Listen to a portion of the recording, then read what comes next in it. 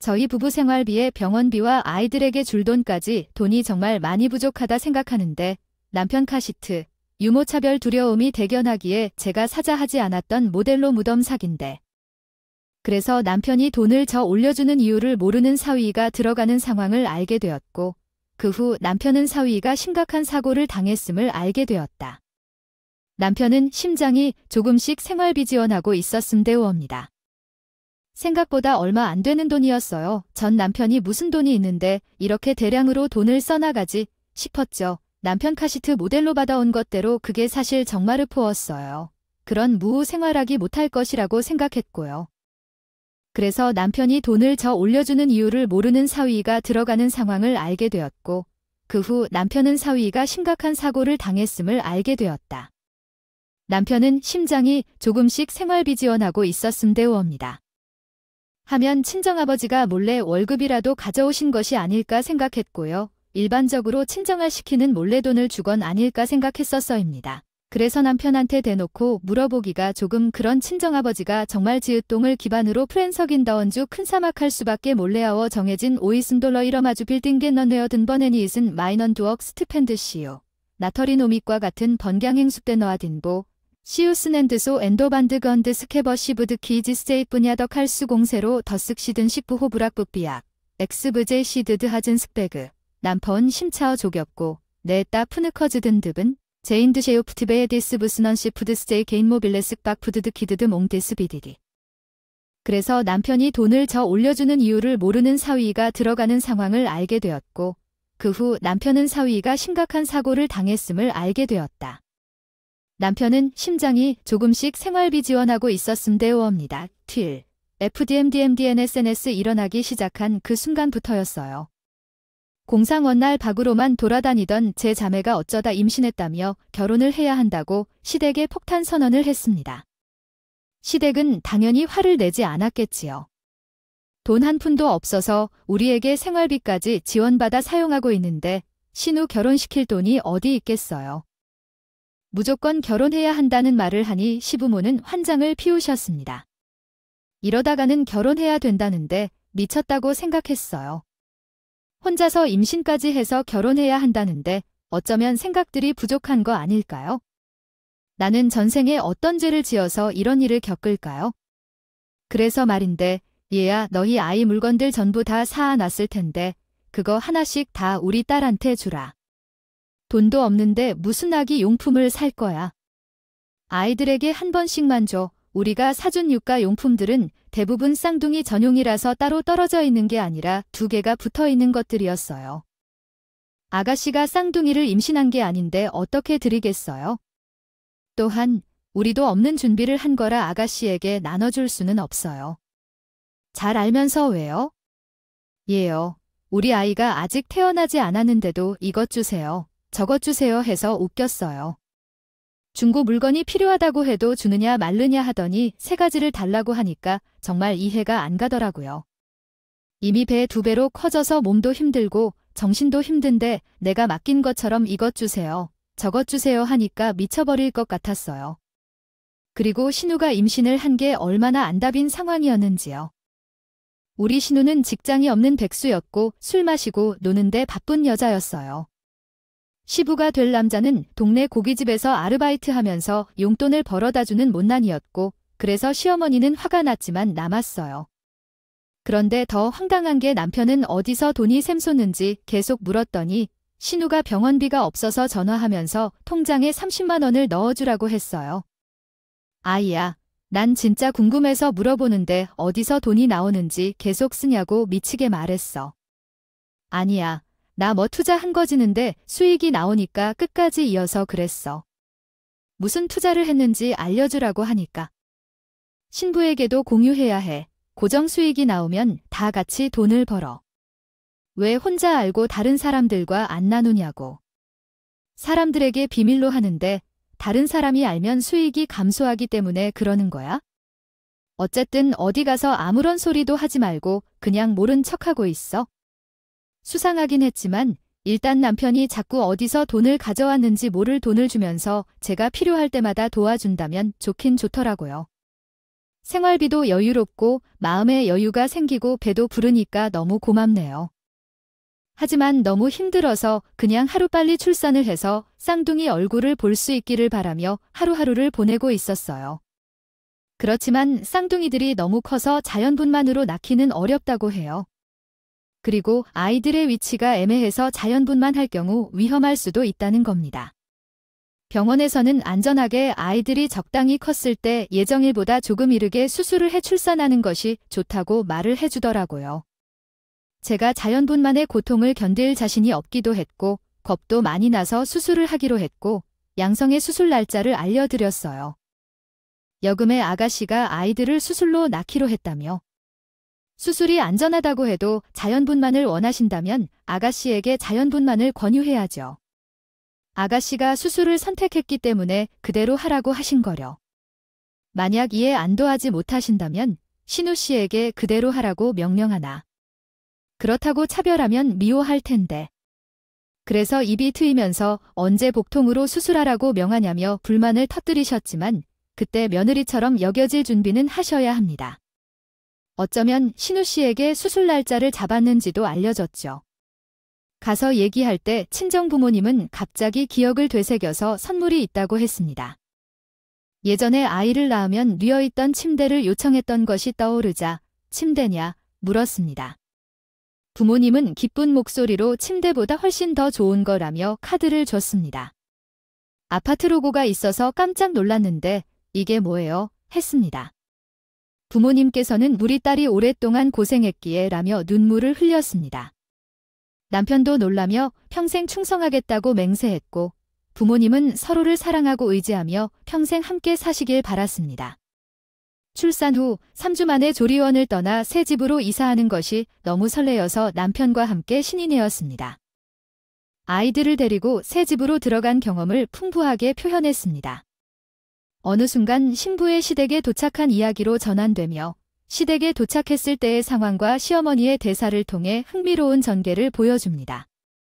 신부의 혼란스러운 감정과 상황을 섬세하게 표현하며 독자들의 호기심을 자극하는 이야기입니다. 부모님께서 주신 3개의 방을 갖춘 새 아파트인데 장난이 엄청나야. 여보, 빨리 우리 집으로 가자. 여기가 우리 집이야. 당신 정말 놀라셨네요. 제대로 상황을 설명하지 못해서 미안해요. 앞으로 많은 돈을 벌어서 좋은 집을 사줄게요. 지금 무슨 소리야? 우리 집은 따로 있는데. 부모님이 주신 집이지. 여기서 뭘 할 필요가 있겠어? 짐을 옮기고 새 집을 사주는 게 좋을 텐데. 왜 좋은 집을 사줘야 하지? 이해를 못하겠어요. 애들 아빠랑 합의를 했어요. 그 집에서 우리 딸이 살게 됐으니까 그런 거예요. 넌 여기서 기다리다가 돈을 모아서 새 집을 사면 되는 거야? 이게 말이야. 우리 가족이 살던 집을 팔아서 선물로 받은 집을 신우에게 줬어. 우리는 집도 없어서 시댁에서 함께 살아야 한다는 얘기를 듣고 팔아서 남은 돈으로 빚을 갚아야 했어. 이렇게 인과관계가 해결되니까 마음이 편안해.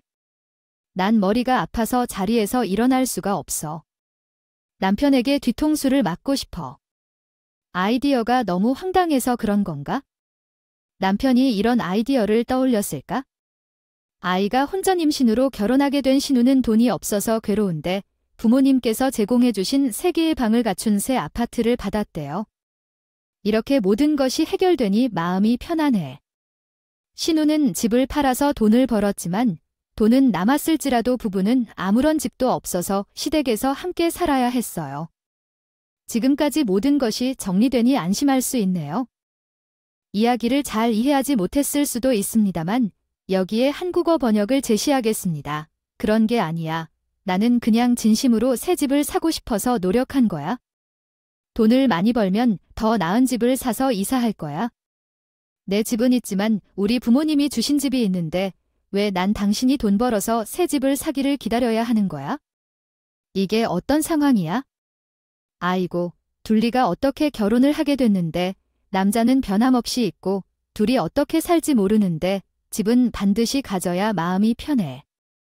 왜 내 돈으로 우리 부모님이 주신 집을 사용해야 하는 거지? 말 안 되는 일이야? 아버지와 합의가 끝났는데 왜 계속 내 집이라고 하니? 이미 우리 딸이 거기 살고 있는데 어떻게 그냥 가져가라는 말이야? 아휴, 그냥 포기하고 여기서 살아야겠다는 생각에 아이들을 안고 택시를 탔어. 뒷북이 날 팔고자 하는 남편이 올 때까지 멀리로 택시를 탄 채로 급하다고 강조했더니 택시 기사 말고 출발하라고 했어. 둔갑하다 싶었는지 그냥 남편을 뒤로 한 채 출발해줬어. 나중에 정확한 친정 주소를 말하고 아기 둘만 가져서 등장했지. 부모님께서는 황당함을 금치 못하셨어요. 물론 제가 아이를 내려놓고 억울해 눈물을 펑펑 쏟으며 시댁에서 내 집을 가지고 간 이야기를 하자 친정 부모님의 당은 당연히 분노로 바뀌었고요. 나 이대로는 죽어도 못 살아. 당장 이혼부터 할 거야. 엄마 아빠가 해준 그 아파트 누구 명의로 되어 있어. 그 집에 신우가 들어가서 산다는 게 말이나 되는 소리냐고. 인간들이 얼마나 뻔뻔한지. 이래서 잘해주면 안 돼. 염치도 없이 가이고 쓸개고 다 빼먹으려고 하니까 그 인간들 아주 미친 인간들 아니니? 안 그래도 내 아버지도 벼르고 있었던 게 한두 가지가 아닌데. 아, 당연히 말도 안 되는 일이지. 아주 그냥 조사버려야겠어? 당연히 시댁 식구들은 예상도 못하고 지들끼리 아주 좋은 생각이라며 집들을 바꿔치기 했겠지만 그 집의 명의는 저희 친정어머니의 명의였어요. 나중에 그 집을 팔아야 하는 상황이 올 수도 있으니까 세금 문제를 쉽게 하기 위해서 친정어머니의 명의로 살두었다고 하시더라고요. 친정아버지께서는 노바에 대발하면서 남편에게 뒤통수마저도 너무 세게 맞은 거라며 화를 내셨어요. 이게 말이나 되는 행동이야. 상상 속에서도 이런 행동은 해본 적이 없어. 이렇게 두고 볼 수는 없지? 당장 이혼해라. 그럼 막대 먹은 집안이랑 그 연을 이어가는 게 아니다. 저는 당연히 든든한 부모님을 등에 업고 이혼 수장을 보냈고 신우가 살고 있는 제 집에도 내용 증명을 보내서 신우에게 집을 나가라고 했죠. 시댁에서는 뻔뻔하게 가족끼리 왜 이래를 시전하면서 알박기 하듯이 눌러. 제가 변호사의 도움을 받아서 강제 이주 명령까지 내렸어요. 신우는 시댁으로 가서 나가야 한다고 강요하는 입장을 증명하기 위해 이주 명령을 내밀며 정확히 무엇을 하는 것인가요? 그의 시어머니와 남편은 집으로 돌아가 알려주었어요. 그 집에서는 자신들이 주인인 것처럼 행동했어요. 아버지께서 소장이 무슨 뜻이냐며 자녀들이 방해 없이 자랄 수 있는지 그들끼리 논해보라고 얘기했어요. 몇 년 후에는 아이들이 돈을 모아 자기 집을 사는 것이 최선이라고 했어요. 그 말에 아버지가 매우 화가 나서 남편의 뺨을 후려치며 소리쳤어요. 아무도 예상하지 못한 상황에 벙쪄서 조용해졌어요. 아버지가 사돈이고 그 집을 해주었다고 생각했지만 비단 각도는 할 수 없다고 했어요. 장인이 생각하지 못한 일을 했다고 말하더라고요. 고소하고 싶은 이유 때문에 이 행동을 하는 것이 아닌데 왜 지금 걱정스럽다고 얘기하는지요. 가족끼리 합의된 부분이 있고 우리 딸만 이야기에 들어있는데 그것이 무슨 합의인가요? 고소하려면 서로 정리해야 한다고 얘기했어요. 고소를 해야 할 사람이 누구인지 말합니다. 아버지가 이야기를 하는 동안 남편에게 살짝 말했어요. 고소장이 이미 보내졌다고 하시더라고요. 저는 이게 무슨 말인지 몰라서 영문을 모르는 얼굴을 하고 있었어요. 송달이 오늘 내일 도착할 텐데 말이야. 자네가 우리 회사에 입사해 수익 구조부터 시작해서 시스템을 열심히 몰래고 있을 때 그저 열정이 가득한 줄 알았지? 이 미친놈이 글쎄 야금야금 뒤에서 거래를 시작해서 회사 공금을 횡령하고 있을 줄은 내 상상도 못했다 이 말이야. 내가 회사 돈에 구멍이 생기는 걸 알고 얼마나 놀랬던지. 자네가 딱 의심돼서 뒤를 봐보니까 이전에 직장에서 잘린 것도 발주 실수가 아니라 뒷돈 처먹다가 걸려서 손해배상하고 잘린 거라며. 그래서 그 돈 갚아내느라 자네 집안 재산 다 말아먹은 거고. 저는 그 소리에 저도 모르게 악소리를 질렀어요. 당연히 속사정을 모르고 있었기에. 아버지 회사에 취직까지 시켜줬는데 이놈이 개벌 남 못 준 거예요. 아버지 회사에 은근히 취약적인 보안 부분을 파고들어서 몰래 소에게 돈을 빼돌리고 있었던 겁니다. 티 안 나게 100만 원, 200만 원씩이. 아버지께서는 공금에 구멍이 생기기 시작했다는 걸 알고 몰래 알아보고 있었는데 거래처 직원의 결정적인 한타가 있었던 거죠. 아버지께 거래처 직원이 사위가 뒷돈을 받고 있다고 고발을 했고 아버지께서는 아무도 모르게 남편의 뒷행적을 조사하고 계셨던 거예요. 증거를 차곡차곡 모으면서 그렇게 팽팽하고 벼르고 있었는데 남편이 글쎄 회사 직원들에게 나중에 본인이 회사의 주인이 될 것이라고 사위는 그런 존재라고 갑질도 하고 다녔대. 잔소리를 하고 은근히 눈치를 주면서 앞으로는 그러지 않길. 걔가 하느님의 뜻을 기다리며 저희가 쌍둥이를 가지게 될 것을 숨겨왔던데 그러나 상황이 지나치게 되어 이혼을 결심하게 되었습니다. 몇 일 후 남편에게 고발장이 도착했고 법정에 출석하게 되었지만 나쁜 일이 너무 심했고 구속되었습니다. 시댁은 합의를 제안했지만 횡령된 돈을 갚고 법정 비용까지 냈어야 했습니다. 횡령된 돈은 모두 갚아야 했고 어머니의 집에서 쫓겨나게 되었습니다. 상황이 어려워지자 친척들은 멀리하라고 조언했지만 남편과의 문제를 해결하고 싶었고 아이가 곧 태어날 것이라고 말했습니다. 남편은 수감 중이었고 양육비를 요청했지만 거절당했습니다. 이혼 후에도 돈을 주겠다고 약속했지만 결국 거부당했습니다. 모든 시간이 없이 흐름을 놓치고 결정적인 명령을 받았습니다. 이제는 전 남편은 범죄자가 되었으니 용서할 수 없을 것입니다. 정말 10원 한 잔까지 빼앗을 결심을 했습니다. 양육비를 주지 않으면 소송을 계속 걸겠다는데 이전 시댁에선 돈 없다며 울며 부르는 걸 보내고 전 남편이 교도소에 있으니 돈을 벌어 쓸 수 없으니 그 집 생활비를 누가 벌어 써야 하는지요. 시댁에 들어와 살게 되었는데 책임져야 할 상황이었고 이전 신우를 만나 결혼했지만 도망쳐버린 이야기입니다. 이전 신우가 미혼모가 되어 은둔자로 살고 있는데 이전 시부모가 책임져야 하는 상황이 발생하여 가족이 망해버린 상황입니다. 이 모든 것은 자기 마음대로 행동하고 생각하지 않아서 생긴 결과입니다. 이야기가 흥미를 끄는 경우 추가 내용을 전해드리겠습니다. 저의 놀라운 이야기를 들어주셔서 감사합니다.